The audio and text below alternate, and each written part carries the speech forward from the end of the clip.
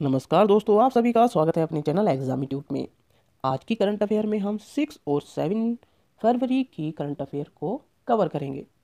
दोस्तों, इस क्लास से आपके एग्जाम में क्वेश्चन देखने को जरूर मिलेंगे, चाहे आपका एग्जाम किसी भी लेवल का क्यों न हो।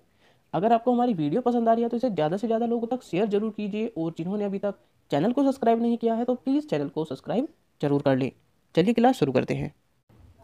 क्वेश्चन नंबर 1, भारत ने हाल ही में नवीकरणीय ऊर्जा के क्षेत्र में संयुक्त कार्य समूह की पहली बैठक में किस देश के साथ भाग लिया? आपके पास ऑप्शन इस प्रकार है। Option A Bahrain, option B Iran, option C Kazakhstan या ऑप्शन डी पाकिस्तान। जल्दी से आंसर कीजिए दोस्तों क्वेश्चन नंबर 1 का। इसका सही आंसर है दोस्तों ऑप्शन ए बहरीन। डिटेल में जान लेते हैं इसके बारे में।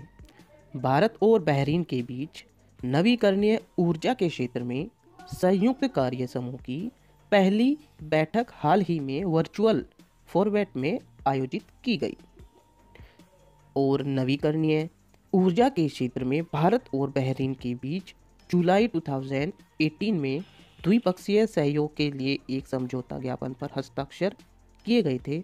इस बैठक में सौर पवन और स्वच्छ हाइड्रोजन के क्षेत्र में सहयोग पर ध्यान केंद्रित किया गया था। अगले क्वेश्चन की तरफ चलते हैं दोस्तों। क्वेश्चन नंबर 2, केंद्रीय सुरक्षा परिषद किस केंद्रीय मंत्रालय द्वारा स्थापित की गई थी?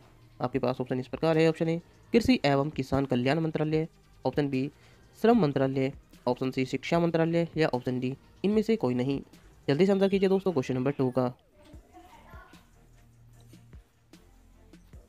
इसका सही आंसर है दोस्तों ऑप्शन बी श्रम मंत्रालय।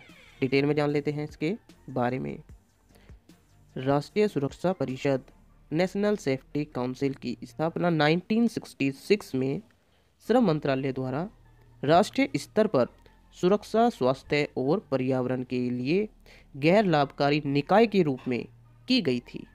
कब की गई थी? 1966 में इसकी स्थापना। श्रम और रोजगार मंत्रालय के एक प्रेस बयान के अनुसार L&T लिमिटेड के CEO और प्रबंध निर्देशक SN सुब्रमण्यम को हाल ही में 3 साल की अवधि के लिए राष्ट्रीय सुरक्षा परिषद के अध्यक्ष के रूप में नियुक्त किया गया है। अगले क्वेश्चन की तरफ चलते हैं दोस्तों। क्वेश्चन नंबर 3, डोमिनिक ओंगवेन जिसे अंतर्राष्ट्रीय अपराध न्यायालय ICC ने युद्ध अपराधों के लिए दोषी ठहराया था, किस देश से है? आपके पास ऑप्शन इस प्रकार है। Option A Bahrain, option B Bahamas, option C Uganda या ऑप्शन डी बरमोडा। जल्दी से आंसर कीजिए दोस्तों क्वेश्चन नंबर 3 का। इसका सही आंसर है दोस्तों ऑप्शन सी युगांडा। डिटेल में जान लेते हैं इसके बारे में। नीदरलैंड स्थित इंटरनेशनल क्रिमिनल कोर्ट ICC ने युगांडा के पूर्व सरगना डोमिनिक ओंगवेन को युद्ध अपराध और मानवता के खिलाफ अपराध का दोषी ठहराया है। डोमिनिक ओंगवेन ने 2002 से 2004 तक लॉर्ड रेजिस्टेंस आर्मी LRA की एक ब्रिगेड का नेतृत्व किया। उस पर 70 मामलों में अपराध का आरोप लगाया गया और उनमें से 61 मामलों में उसे दोषी भी ठहराया गया। LRA एक विद्रोही समूह है जो युगांडा में 20 से अधिक वर्षों से काम कर रहा है। अगले क्वेश्चन की तरफ चलते हैं दोस्तों। क्वेश्चन नंबर 4, किस देश ने फरवरी 2021 में हिंद महासागर क्षेत्र IOR के रक्षा मंत्रियों के कॉन्क्लेव की मेजबानी की? आपके पास ऑप्शन इस प्रकार है। Option A Bharat, option B चीन, ऑप्शन सी जापान या ऑप्शन डी रूस। जल्दी से आंसर कीजिए दोस्तों क्वेश्चन नंबर 4 का। इसका सही आंसर है दोस्तों ऑप्शन ए भारत। डिटेल में जान लेते हैं इसके बारे में। भारत ने 4 फरवरी 2021 को हिंद महासागर क्षेत्र IOR के रक्षा मंत्रियों के कॉन्क्लेव की मेजबानी की। इस कॉन्क्लेव का व्यापक विषय है हिंद महासागर में शांति, सुरक्षा और सहयोग में वृद्धि। इस कॉन्क्लेव के दौरान भारत ने घोषणा की कि वह हिंद महासागर क्षेत्र के देशों को मिसाइल सिस्टम LCA और अन्य हथियार प्रणालियों की आपूर्ति करने के लिए तैयार है। अगले क्वेश्चन की तरफ चलते हैं दोस्तों। क्वेश्चन नंबर 5, राष्ट्रीय सुरक्षा सलाहकार बोर्ड NSAB में किस प्रौद्योगिकी उद्यमी को नियुक्त किया गया है? आपके पास ऑप्शन इस प्रकार है। Option A Keshav Bansal, option B BS Murali, option C Rana Singh या ऑप्शन डी श्रीधर वेम्बू। जल्दी से आंसर कीजिए दोस्तों क्वेश्चन नंबर 5 का।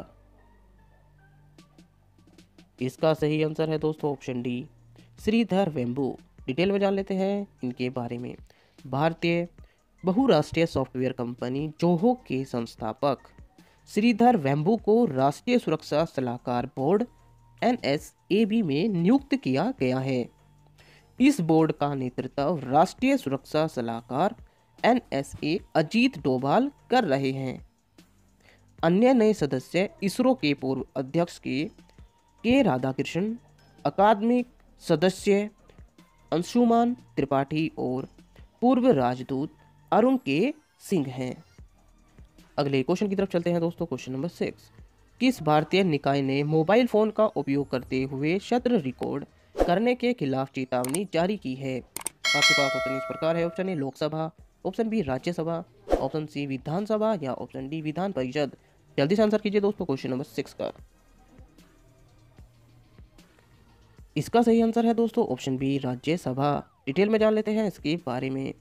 राज्यसभा के सभापति M वेंकैया नायडू ने सांसदों को मोबाइल फोन पर सदन की कार्यवाही की रिकॉर्डिंग के खिलाफ चेतावनी दी है। उन्होंने यह भी कहा कि ऐसी अनधिकृत रिकॉर्डिंग और सोशल मीडिया पर इसका प्रसार संसदीय विशेषाधिकार और सदन की अवमानना है। अगले क्वेश्चन की तरफ चलते हैं दोस्तों। क्वेश्चन नंबर 7, भारत का पहला अर्धभूमि संरक्षण और प्रबंधन केंद्र किस भारतीय शहर में स्थापित किया गया है? आपके पास ऑप्शन इस प्रकार है। Option A Delhi, option B Chandigarh, option C Mumbai या ऑप्शन डी चेन्नई। जल्दी से आंसर कीजिए दोस्तों क्वेश्चन नंबर 7 का। इसका सही आंसर है दोस्तों ऑप्शन डी चेन्नई। डिटेल में जान लेते हैं इसके बारे में। चेन्नई में अर्धभूमि संरक्षण और प्रबंधन के लिए भारत का पहला केंद्र स्थापित किया गया है। किस जगह? चेन्नई में। इसका उद्देश्य है अर्धभूमि के संरक्षण और प्रबंधन के लिए अनुसंधान को मजबूत करना। इसे national centre for sustainable coastal management NCSCM Chennai के एक भाग के रूप में स्थापित किया गया है। अगले क्वेश्चन की तरफ चलते हैं दोस्तों। Question number 8, Commonwealth human rights initiative CHRI किस देश में स्थित एक अंतर्राष्ट्रीय गैर सरकारी संगठन है? आपके पास ऑप्शन इस प्रकार है। ऑप्शन ए चीन, ऑप्शन बी रूस, ऑप्शन सी भारत या ऑप्शन डी अमेरिका। जल्दी से आंसर कीजिए दोस्तों क्वेश्चन नंबर 8 का।